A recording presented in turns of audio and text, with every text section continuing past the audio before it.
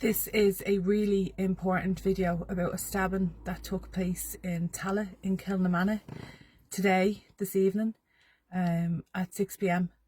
that I took care of the victim, and I think it is really, really important that everybody knows the truth of what happened.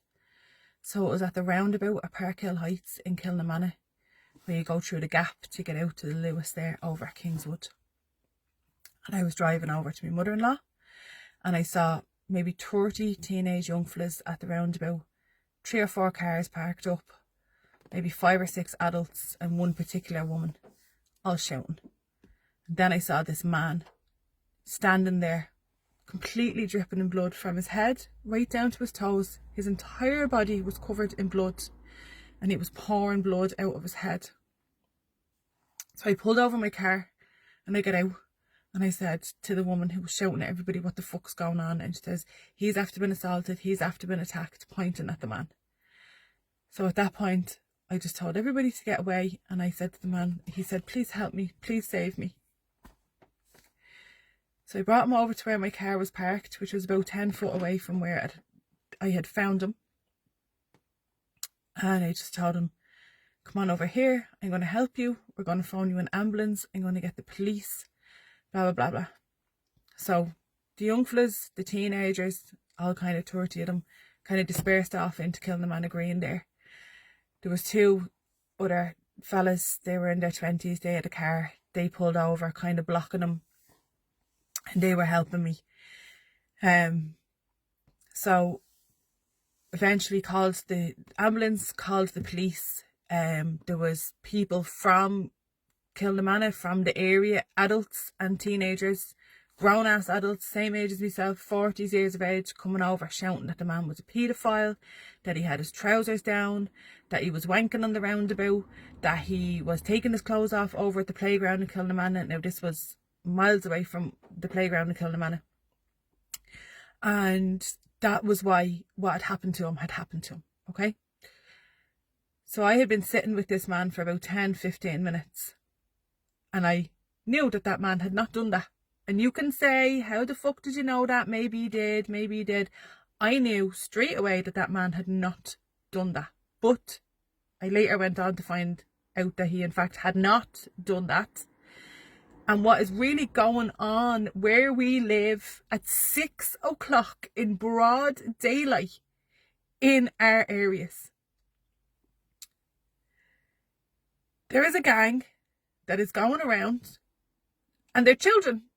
They're fucking children. They're 15, 16 years of age. He was able to tell me about 10 of them attacked him. Between the police, myself and the ambulance, we concluded that they obviously had some sort of blade between their knuckles, because they completely gashed his whole forehead open, and then they gashed him over here as well. 4 Indian men and another man have been facially stabbed by this gang of teenagers in the last 4 days in Tallaght. Now, how many of you knew that? How many of you heard about that on the news?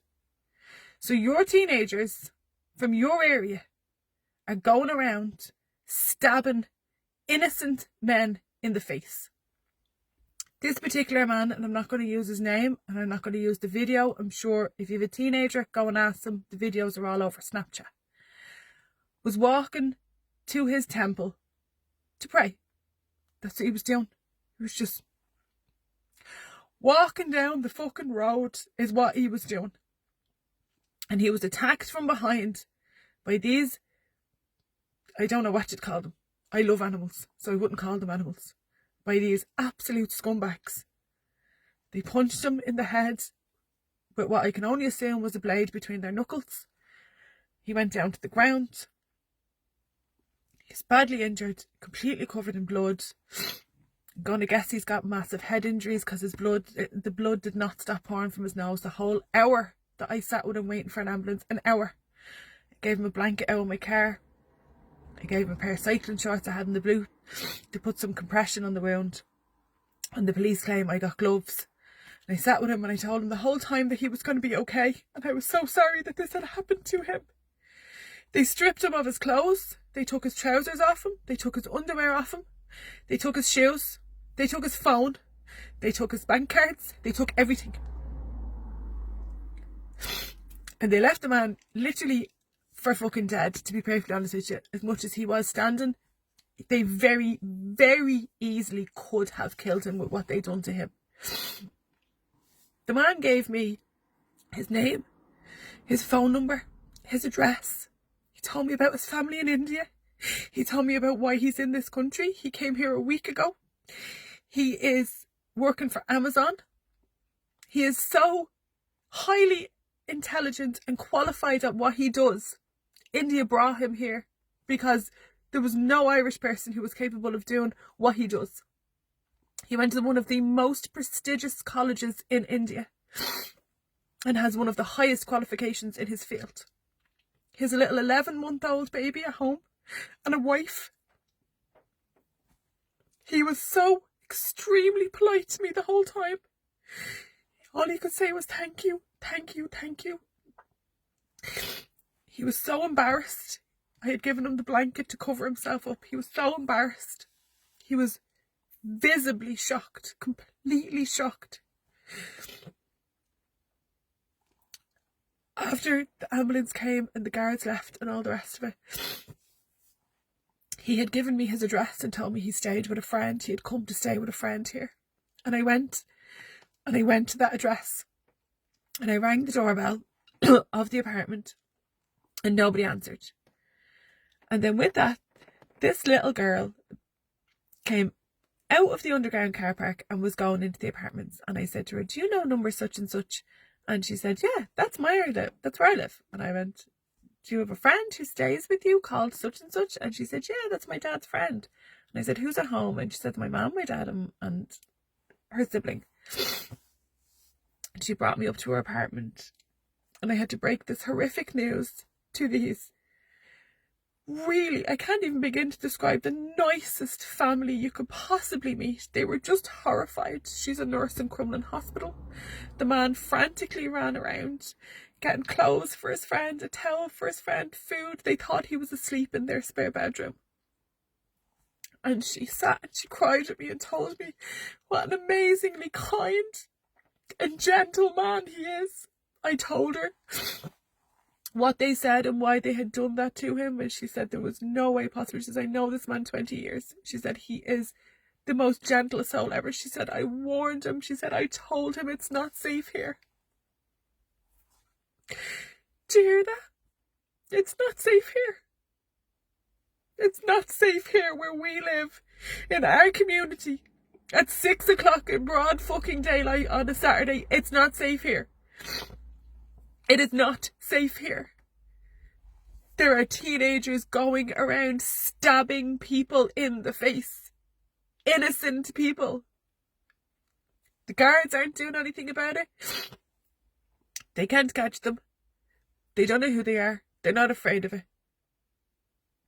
Our own people, our own community, our own friends and neighbours and people you have a drink with down the pub are believing these vicious, disgusting rumours that this gang spreads to justify their behaviours, that this poor innocent man had done some sort of untrue paedophile action, that he hadn't, that this is what the gang does. They spread this rumour to allow the people of the community to justify their actions. And that's the truth. And that is the truth. And, you know, my partner said to me, you've done all you can do now. You know, it's up to his family to take care of him. Like, you know, it's none of our business. And that's what's fucking wrong. Because it is our business. Because my father-in-law walks past exactly where it happened every single day of the week. Every single day of the week he walks there. What if he had been there when that happened? What if one of our own had been there? Who is our own? Who is our own? What do you have to be to qualify? Are we all just these scumbags who go around stabbing people? Is that the community that we're from? Is that who we represent? Are we all white? Are we all Catholic? Like, who are we to make these judgments? To allow these teenagers to destroy innocent people's lives on our streets at 6 o'clock in the evening. It's not safe. But it's not safe because of people who aren't from this country. It's safe because it's unsafe because of our own. Because of our own. It is our own who are stabbing people in the face on a Saturday at 6 o'clock while women walk by with their shopping bags. And it is our own who are spreading completely fucking stupid rumours. The rumours that these and then there's a video on Facebook. No, there's no video. Show me the video. Show me the video. Go to the Garda station with the video. There's no video. There's always a video. But that's part of what this gang does, spreading the rumour. Oh, there's a video, there's a video, there's a video. Do you think that if there was a video, that the person with the video wouldn't have been standing there waiting for the Garda car, saying, here you go, there's what that person did? There's no video. There's no justification. There's no reason. But it has to be fucking stopped. It has to be. Because I have kids. And I have family. And I have people I love in this area. And I can't live where we all just turn away, where we all just believe these poxy rumours, where we all just go with the fucking trend. That man is completely scarred for life. While I was still in the apartment with the family that he's staying with, he was going down for a brain scan. God knows what the results of that are. What did that man do? What did he do? I just want the truth to be out there for everybody who hears the vicious rumour in Kilnamana tonight that that's why that happened, and fuck him. No, you're wrong. You're very, very, very fucking wrong. You have believed a mob mentality. You have believed a rumour that suited the justification of teenagers stabbing people in the face in your city. The real truth needs to be out there. And the real people need to fucking stand up and do something about it. It's awful. And it's not safe. It's not safe for anybody. And it's our own that are causing the fucking murders and the stabbings and the fucking problems. It's our own. Not the foreigners.